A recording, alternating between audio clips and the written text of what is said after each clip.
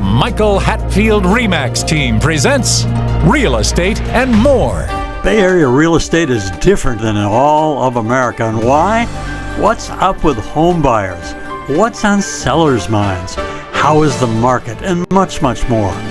Now, here's your host, Michael Hatfield. Welcome to the Real Estate and More Show. I'm so glad you're here today. It's a pleasure to be able to talk about some of these exciting topics. Everybody's been asking the questions, well, what does the Sitzer-Burnett class action lawsuit settlement against the National Association of Realtors, what does that have to do with me if I want to buy or sell a home? I want to just give you an overview and say that, yeah, it looks a little bit crazy and you hear all kinds of things about how it's going to affect buying or selling a house and how realtors are going to work for nothing and things such as that. I'd just like to clear a little bit of that up if you don't mind. So today we're going to just touch on that, and we have my partner here, Nancy, to go through some of this with us and let you know what we know at this point in time. Hi, Michael. Hi, welcome to the show, Nance. Thank you. Let's talk about the latest housing market, Michael. How is the market today as we await the election, presidential election in November, await mortgage interest rate changes? Let's look nationally. Oh, I gotcha. Well, you know, the last new home builder confidence was in March. A little bit old. We did report on it and talk about it in one of our shows. And it was a sentiment of 51, a measurement of 51 of the new home builder sentiment. And that's real positive. That means that the home builders feel like they should go ahead and stick their neck out and build these new homes. So that's what we have. It was an encouraging 6.25% up from the last new home builder confidence report. So that was all good news. And so we're fortunate in the Bay Area. You know, we report nationally on these things, but the Bay Area is something else again. Has its own parameters. It's like weather. It's like its own microclimate. So we're in a micro housing market that we have here. It's unique for sure. Over the last 6 months, despite the fact that we were hoping for interest rate decreases to bring more buyers to the market, we haven't really seen that happening. We've seen pretty much even interest rates over the last period of time. This last week, for example, 30-year fixed is hovering around 6.89%, and it's about the same. If you do a 5-in-1 ARM, it's 6.59%, which is a little bit different. So mortgage rates are not bad, but if you're buying a home for a bit of money, it can be a little bit expensive. Wouldn't you say, Nance? I would say. Yeah. I would say. So many people are asking about the Sitzer-Burnett class action lawsuit settlement against the large trade organization, the National Association of Realtors, and against a few of the large brokerages. They want to know the bullet points, right? And what it means to them. Can you give us your thoughts and opinions on that? Yeah, still much is to come out from this settlement, and you read all of this stuff on the internet. Well, essentially the way that it has worked over the course of time is that when a listing for a home is taken, that means a listing broker and his agent approach a seller, the amount that is paid through escrow at the end of the transaction is also taken for the buyer's broker and the buyer's agent also. Let's just say, as an example, for simplicity, it's let's say it's a 6% commission total. That's the total, and 3 of that, or 2.5%, would go to the buyer's side. That means the buyer broker gets the money, then he pays his agent. The agent pays their costs and their fees and their taxes, and that's kind of how it works. It has been that way for decades and decades and decades. In the MLS, the multiple listing platform that we use to post homes that are available for sale. We've been able to post that percentage that is paid to the buyer's broker and his agents for a number of decades. We've been able to do that. As a result of this settlement, they say, we want to separate that amount that is paid to the broker side from what is taken by the listing side. Well, okay, fine. So now, per the settlement, you cannot post on the MLS listing how much the broker for the buyer and the agent will earn. So therefore, it defaults to where you have to figure out how to pay for your buyer's broker. Thus, the settlement says, well, you're going to have all of potential buyers for properties sign and endorse a buyer representation agreement. I will say that again. By a law now, and by the result of this settlement, if you want to buy a house and you go to, let's say you come to us, you're going to fill out with us a buyer representation agreement. And in that agreement, it says that you will pay your buyer broker, or your buyer broker will work it into your offer that you make to purchase a house. The latter part is, in essence, what will normally happen. Even though you fill out your buyer representation agreement and you hire experienced agents, which is where they're really going to shine now, to do your negotiating for you to buy a home, the actual commission itself is likely to be paid from the seller's side, because that's where the money is. It's just going to be a little bit different. So just the two things to talk about is, one, the buyer's broker and agent commission will not be posted on the multiple listing service as a result of this Sitzer-Burnett class action lawsuit settlement. And number two is that each buyer that wants to buy a home will have to they'll have to sign a buyer representation agreement at that point in time. Those are the two biggest things that I see. Number three, there's a third factor, because many of the documents that we utilize will be changed to be in conformity with this settlement. So it'll be a little bit tenuous for a while, but as far as I'm concerned, every offer that I write is going to say there's going to be seller agrees to pay a buyer broker X amount of percentage. And it'll smooth out after a while, like you're saying. It'll definitely smooth out in a while. Yeah. When these things come up, everybody's in a turmoil. Everyone feels that, this is egregious or what. But you know what? If you pay attention to what we've said all along, and you hire experienced agents that have your best interest at heart, they're going to make sure that it all comes out in the wash and in your favor. They're going to do everything they can anyway. Right. I mean, it'll be a bumpy road for a little bit, but it'll roll out and it'll be fine. Yeah. And the first I heard of it, I was saying, oh my gosh, more paperwork. Well, the life that we lead in this day and age is more paperwork. You go to the cleaners, you're filling out paperwork. You go to buy a house, you're filling out paperwork. It's just important. And I can't say this enough. Folks, when you go to hire a real estate agent, you should hire experienced agents. Get the guys and the girls with skill. Just because they sell the most amount of real estate doesn't mean that they're the best for you. Interview a couple. Talk to them. Talking is very important, instead of burying your head in your phone or your mobile device and saying, well, what does the internet say about this? I mean, you can do all that if you wish, or you can go to the people that have the boots on the street and say, how does this work? And we've had a multitude of questions from people, so that's why we just wanted to put out a little bit on this settlement. That's kind of how it tends to work at this point. It's a lot all at once, but like I said, it'll smooth out. So did you want to talk any more about how this the settlement will affect the sellers and what it means to sellers, or anything more on what it, how it will affect buyers and what it means to buyers? Right.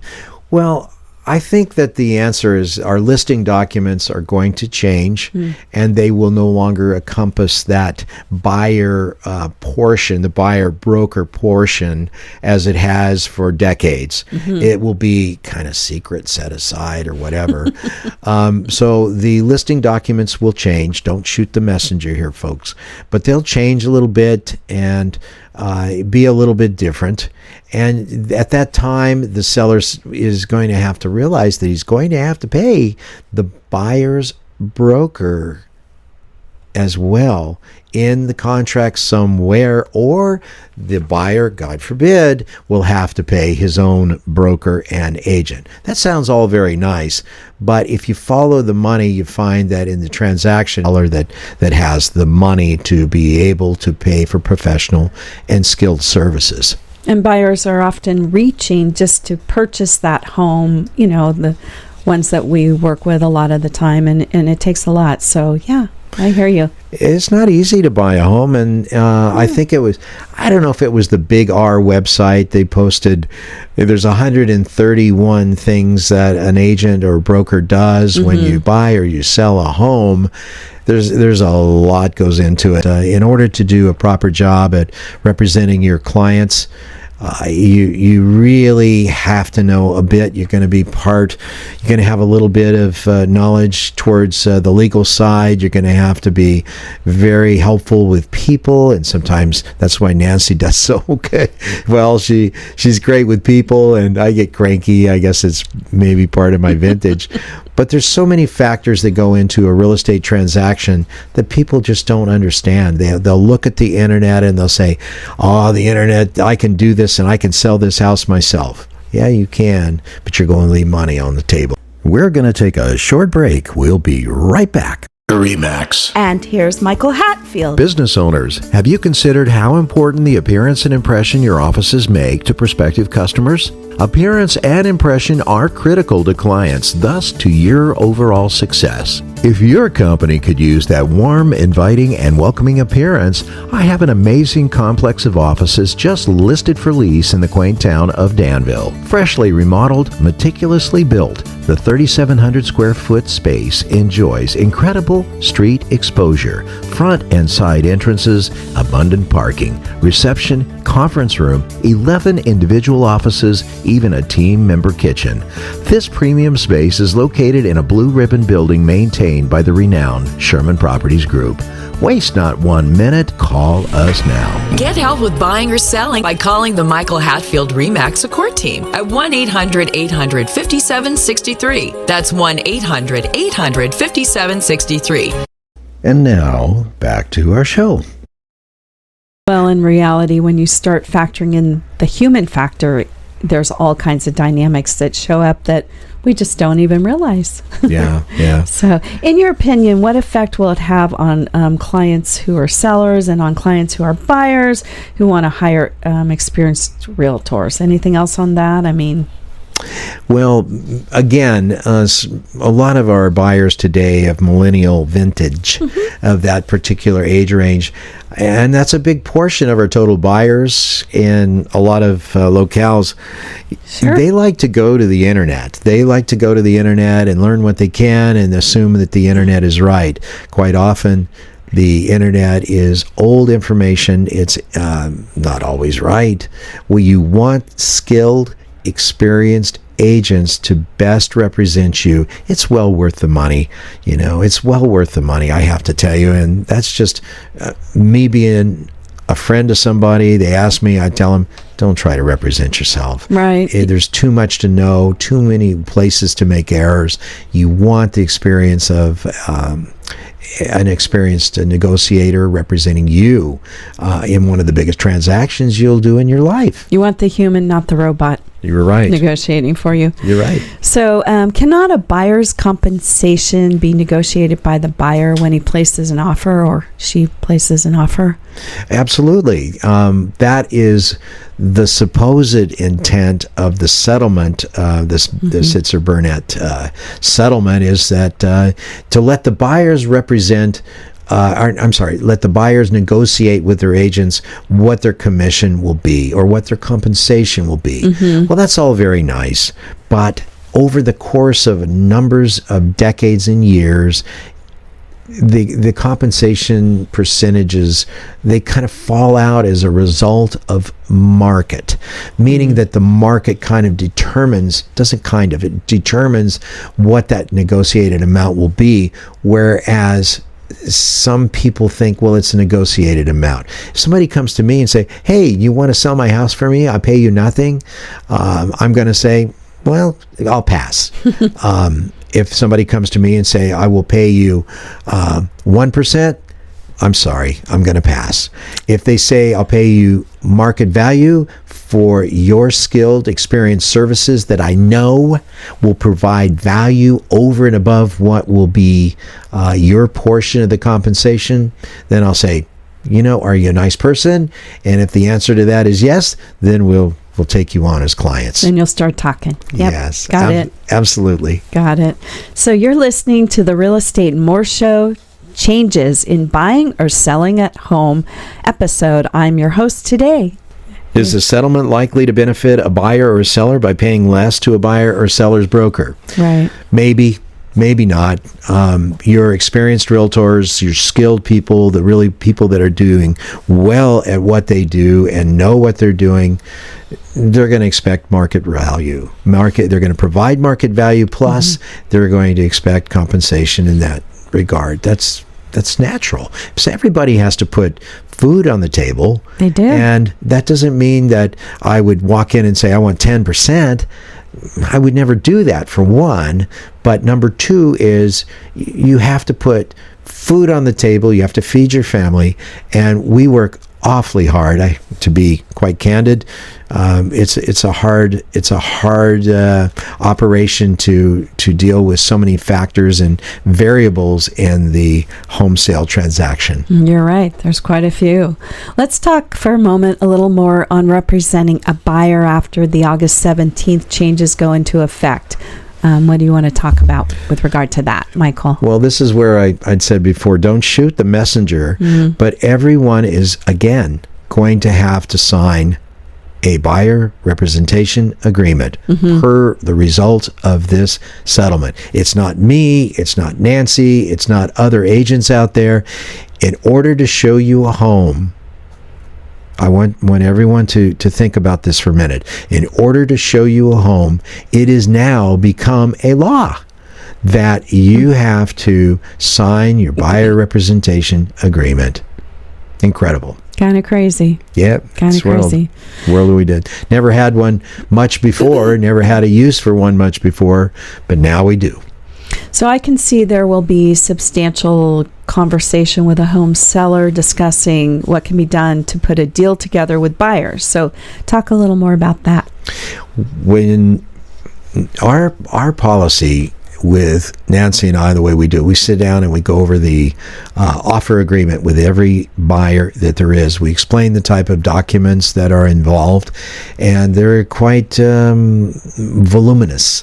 If there is a lender involved, there's the loan documents there, the grant deeds, the mortgage, and how all of this tends to work together. We talk about disclosures, advisories, we talk about acknowledgments, and we talk about the contract itself. So there's a lot to be talked about, and now we're going to be talking about how to put a deal together to where it actually works for the buyer and the seller, to where you get a deal. Because quite frankly, running a race, let's just say a motorsport race, a Formula One race, a NASCAR race, any kind of a race, is really great. but it's even better when you run the race to win the race. Without the deal, it's just frustrating that you have not been able to get on the podium and finish the race and get your deal for the home that you wanted all your life. So it's important that that conversation take place, and we are to also talk about compensation between the buyer and the buyer's broker agent when we work that buyer representation agreement and talk about it in front of the buyers. They work hand in hand. So Exactly. do all these changes really matter? Well, one second. One thing that occurs to me is that we can always show what that percentage has been in the past. And then to take the pressure off of everything, we can write the offer requesting that the seller pay for it. So in essence, we've done a bit more paperwork, bit more discussion, but the system is going to change. Not change, it's going to stay pretty much the same. It will, in my view. So anything more on, at the end of the day, do the changes really matter? I think what's going to happen is that once the experienced agents are used to this, and we may lose some inexperienced agents that just say, oh, it's too much work for me to deal with. But I think that at the end of the day, in a couple months, people are going to look at this and say, this is really no big deal. I mean, agents will. This is really no big deal. It's just different than the way we've been doing it in the past. Right. And we'll just comply with the settlement that is required of us, and we'll just make it happen. And I think that's really the answer, is that in a couple months, it was a road bump in the road, but I think we'll be moving right on after that. Right. So do you think that 95% of the offers will have a request then to pay the buyer's agent?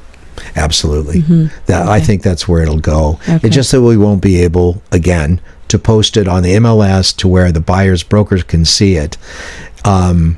It's just going to be a negotiated factor in any contract that is made. Let's just say that we had a well-heeled buyer that's got excess money. He's got the money for the down payment, and he's got the money to pay the brokerage fees. And then you sit down with him, you go through the buyer broker, I call it buyer broker, but it's really buyer representation agreement. Right. You go through the terms of that, but at the end of the day, it's going to be likely the seller that is going to accommodate the compensation for the buyer's broker and the buyer's agent. That's just the way it'll go out, because that's where it's at. If you had a buyer that has all kinds of money and he's got the money in front, then there's going to be some other conditions laid upon him if he's decided he's going to pay it and ask the seller for a net contract, a net of compensation for the buyer's broker. Then you got another way of looking at it, but it's all going to factor out there. Everybody needs to be able to put food on the table. Experienced and skilled agents are going to be able to continue on. Got it. Sounds good. Yeah. What do you think about it, Nancy? You got any viewpoints about it? I just think it's a new system of getting to the same end, honestly, and it's just agents are the ones that are going to experience the most changes, and just trying to communicate effectively to the sellers and to the buyers, and that'll just be a matter of getting used to it and just working with different people, the human factor. So it'll be okay, I think. One of the things you do so well is you explain to people what the types of documents are, what the clauses mean, and quite frankly, even in even in the documents that come from our California Association of Realtors that are done to benefit both the buyers and the sellers, there's a lot of clauses in there that need to be explained, that appear ominous. Got it. Say that right. But there's a lot of them in there to be explained. Any offer that you make on a property needs to be properly explained. This is one of the focuses that we do right from the very beginning. We get a buyer, we bring them in, we sit them down, we talk about the offer, we talk about the ins and outs of that contract to where they understand when it comes down the line. And interestingly, we find that quite often what they learn from sitting down with us is in direct opposition to what they've read on the internet. Imagine Interesting. that. Imagine Interesting. that. The New Age encyclopedia doesn't always tell them everything. It's not so. But with us at the Michael Hatfield RE/MAX team, we take representation very, very seriously. We always, at the end of the day, want to do what's right. And we want to take care of our clients, number one. We like it also if they realize that we are also in the business to put food on the table because we like to eat. Nancy less than me. Feed the dog. Feed the dog, yeah. But it's all part of it. It's all a very important part of the profession that we in. And I have to tell you, it is a profession. It is. It is a profession where you right from the beginning, you're having to convince the passenger that you are worthy of leading them through this very unwieldy process and lengthy process, and it's important. You don't want things popping up later on down the road that they're not expecting, because nobody likes to find something that they weren't expecting has now become a problem. We do everything we can to alleviate that. We start right out at the beginning, just saying this is going to happen, this is how this happens, and this is why this happens, and let them ask questions. We expend an exorbitant amount of time discussing with buyer clients as well as seller clients how this works, and it's worth every bit of it because we do a decent job. Absolutely, and we answer our phone and we get back to people. Interesting times. They are. Any final thoughts on this subject of the settlement? Yes. Yeah. My thoughts is that, like we said before, is I believe at the end everything is going to sort out in the wash. The documents will be a little different. They need a little more explaining. We won't know who's paying the buyer's broker's compensation until we get into a contract and in the process there. And this is why you want skilled, experienced agents. I think after a short period of time, it won't matter at all who's doing what. I just think it'll be good. So thank you, Nancy, for helping us out today. You do a wonderful job. I'm very grateful and happy that you have such great knowledge and you do such a wonderful job with people. Thank you for being on the show. Thank you, Michael. You've been listening to the Real Estate and More Show. Changes, we'll call it, in buying or selling a home episode.